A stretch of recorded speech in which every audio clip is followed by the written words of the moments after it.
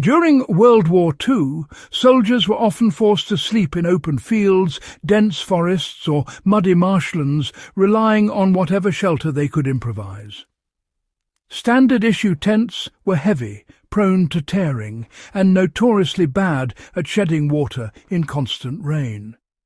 Yet veteran accounts and field manuals describe a simple yet overlooked technique that allowed infantry, paratroopers and artillery units to stay dry and protected even during days of relentless downpour.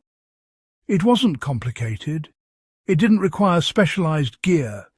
It relied on a clever use of available materials, terrain and geometry to create a ridge-style shelter that outlasted the rain, directed water away from sleeping areas, and improved comfort dramatically. For anyone studying historical fieldcraft, survival or off-grid camping, this forgotten ridge trick is both practical and surprisingly easy to replicate. The core principle of the ridge trick was in how soldiers positioned the shelter along natural contours. Unlike standard tents that were anchored flat on the ground, soldiers learned to take advantage of ridges, small embankments, or even snowdrifts. They would stretch a tarp, poncho, or shelter half over a central line, often a rope tied between two trees or stakes, to form a triangular ridge. The key difference was the orientation. The apex of the ridge was always aligned to the prevailing wind and rain direction. This simple adjustment reduced water pooling, prevented wind from lifting the fabric, and allowed rain to cascade naturally down the sides. Field manuals often emphasized that a 2-foot elevation along the center line could be the difference between a soaking night and staying mostly dry.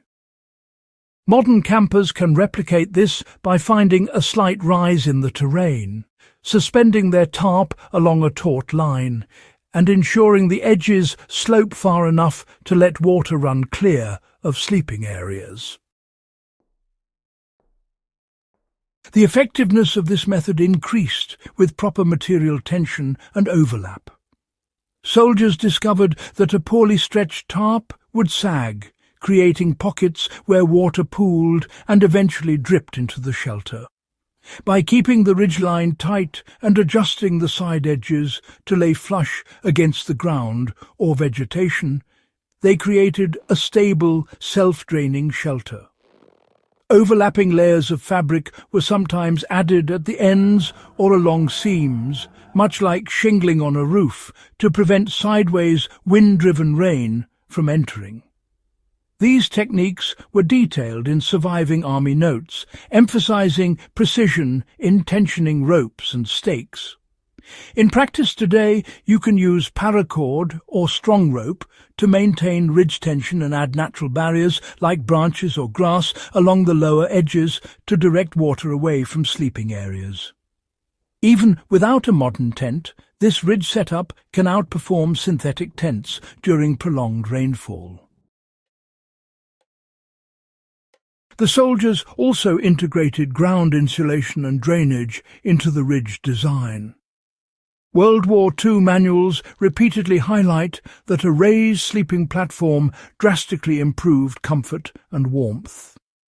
Soldiers would use backpacks, logs, branches or boughs beneath their bedding to lift themselves off the wet earth. The ridge shelter's triangular design naturally channeled water to either side, but combining it with a raised bed prevented seepage and reduced cold conduction. Modern survivalists can apply the same principle by creating a simple wooden pallet or brush bed under their sleeping area. The ridge overhead protects from rain, and the elevation protects from damp ground.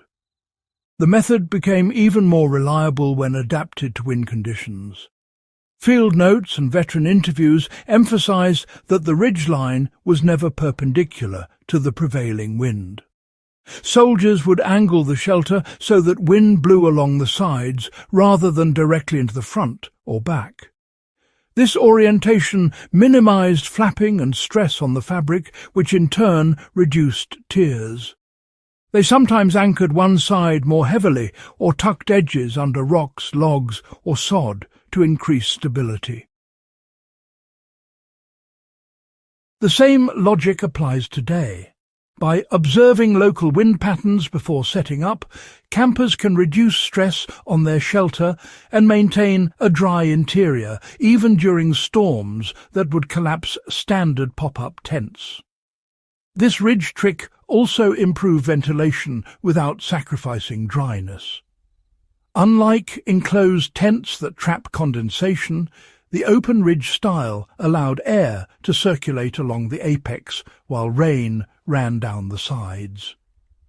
World War II soldiers reported that this setup prevented the buildup of moisture inside, reducing damp clothing and blankets, an issue that could worsen hypothermia risks in colder climates. Today, when setting up a tarp ridge, leaving a slight gap at the apex or at the ends will allow airflow while keeping rain out. You get a warm, dry, breathable shelter that can stay habitable even after a full day of heavy rain. The trick is easy to replicate with minimal materials and effort. You only need a tarp poncho or shelter half and a line to create the ridge. Anchor points can be trees, stakes, or even rocks. Elevate the sleeping area with backpacks or brush. Orient the ridge to the wind tension the line carefully and overlap edges if necessary. Even in modern survival situations where tents are unavailable, this setup will outperform most lightweight shelters during extended rain.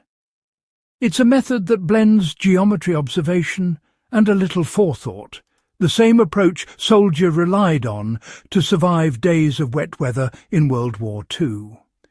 If you want more practical, historically tested fieldcraft that soldiers actually used to survive, subscribe to In the Beginning and share this video. These old-school methods aren't just history. They're tools you can use today to stay safe, dry, and ready in the wild.